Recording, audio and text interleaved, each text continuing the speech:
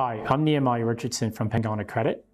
Just wanting to give you a quick perspective on how we see the outlook for global private credit over the next 6 months or so. And I think that's actually dangerous to go beyond 6 months these days, given how much change and volatility we've actually seen in recent history and with the amount of volatility we're still seeing around the globe. But with that, we'll actually have a go at it. Before actually giving you a perspective on what we see, I just wanted to reiterate what we do. At Pengana Credit, we've actually built a multi-manager, multi-strategy portfolio of private credit managers across the US and Europe who invest predominantly in bilateral loans where an investment manager will make a direct loan with a company, or in structured finance, which is our managers will make loans to non-bank lenders or people who manage pools of assets, pretty much on the same basis as you would with corporates. And our reason for being is to bring that portfolio to wholesale and retail investors at an institutional quality, because it's a very, very difficult asset class to access on a diversified basis.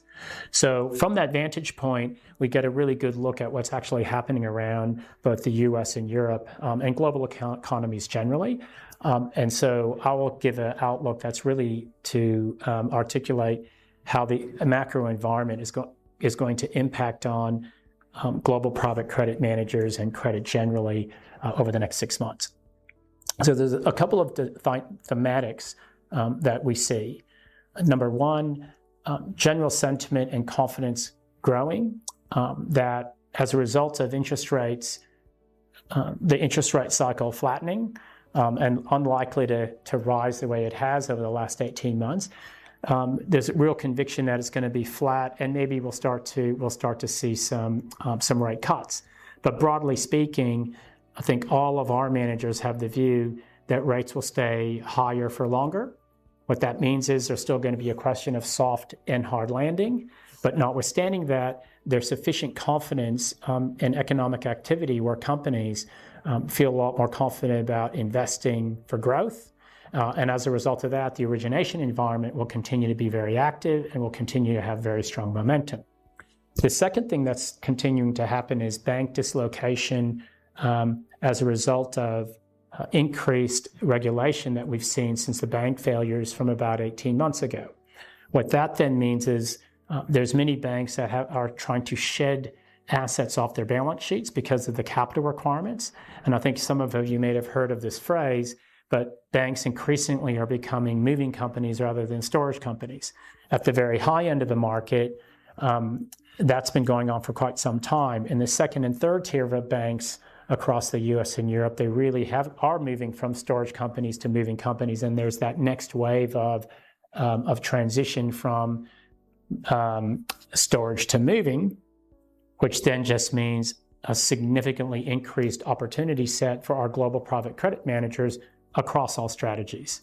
So that's kind of the second dynamic that's really positive. And then the third dynamic, where it all comes home to roost, is once you have a lot of origination and you have a big supply and demand imbalance between people who actually need capital and those who can provide it, it's a really nice situation to be when you have more demand than your supply, because what it then means is really nice terms. So we see the pricing environment for our managers and the sectors of the market in which they play, maintaining really nice spreads and risk-adjusted returns for the capital that they deploy. And then secondly, the structural protections that they get to protect the capital to ensure that we get paid back the money that we put out is also looking to be sustainable and quite positive. So on the whole, we see phenomenal growth of high-quality credit origination, really nice terms, and really translating to really nice returns. I think finally, I would comment on asset quality, because credit providers are all about getting paid back. The outlook for that is looking quite good as well, whether it's a soft or hard landing, because what comes with nice terms and with nice underwriting is also low loan-to-value ratios, between 30–40% on most of the lends, and the really nice protections.